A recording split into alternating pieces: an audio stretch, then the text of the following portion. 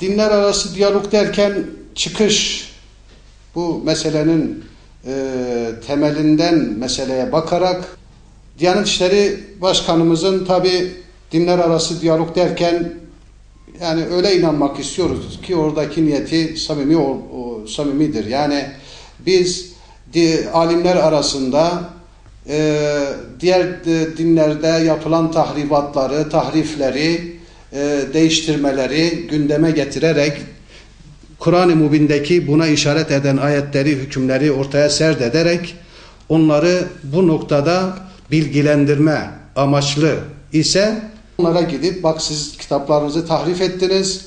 Sizin kitaplarınızda da bizim Peygamber Hazreti Muhammed Aleyhisselatü Vesselam'ın geleceği müjdelenmiştir ve onun getireceği şeriatın, hükümlerin kapsayıcı ve bir önceki hükümleri neshedici, uygun hükümleri destekleyici, teyit edici ama uymayan hükümleri neshedici bir mahiyette geleceğine işaret buyurulmuştur ki Kur'an da buna açıkça sarahaten işaret buyuruyor.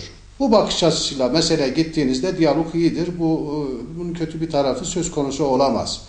Ama maalesef günümüzde derlenmeye, yapılmaya çalışılan diyalog bu böyle gözükmüyor. Böyle gözükmüyor. Ya nasıl? Ya işte sizde bazı aşırı uçlar var. Yani Hristiyanlığın, Yahudiliğin karşısında duran, onların yapmış olduğu hilelere, desiselere gelmeyen وَلَا تَتَّخِذُوا الْيَهُودَ وَالنَّسَارَ اَوْلِيَا Sakın ve sakın Yahudileri ve Hristiyanları dost edinmeyiniz.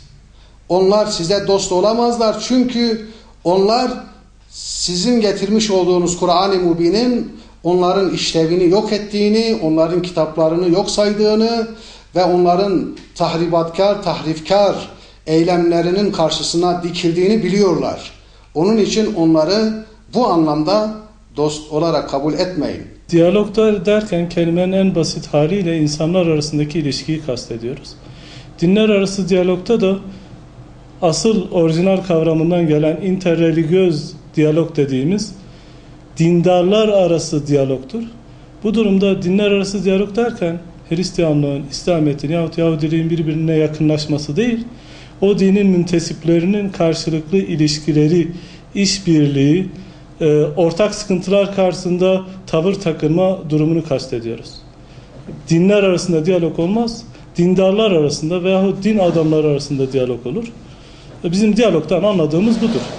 Fakat bunun yanında diyalog derken de ilk başta sormamız gereken hangi diyalog? Kim diyalogtan neyi kastediyor? Şayet diyalog az önce anlattığım örnekte olduğu gibi tamamen insani amaçlarla yapılan bir işse kesinlikle buna prensip olarak karşı değiliz, hatta destekleriz. Fakat bu Vatikan'ın yaptığı yeni bir misyonerlik projesi ise elbette ki buna karşı duruyoruz.